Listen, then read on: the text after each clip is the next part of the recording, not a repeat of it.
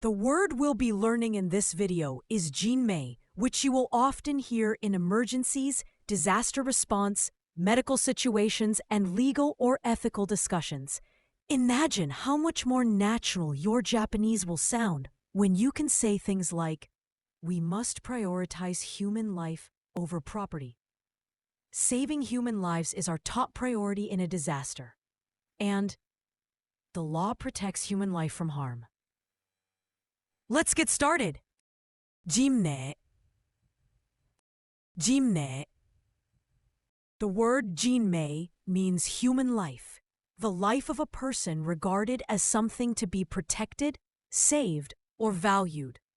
Often used in emergencies, legal, or ethical contexts. The first kanji means person or human. You can see it in gaikokujin, where it simply means a foreign person. In otona, it shows an adult, literally a big person. In ningyo, it keeps the idea of a person, as in a human-shaped doll. The second kanji means life, fate, or a kind of commanding force. In seimei, it directly means life or existence, so the word means life. In meirei, it gives the sense of a command or order. In isshoukemmei, it contributes the idea of one's whole life, so the phrase means doing something with all your effort. A doctor saved a life. 医者が人命を救いました。医者が人命を救いました。The job of firefighters is to protect lives. 消防士は人命を守る仕事です。消防士は人命を守る仕事です。This accident affects human lives. この事故は人命に関わります。この事故は人命に関わります。Human life comes first. 人命第一です。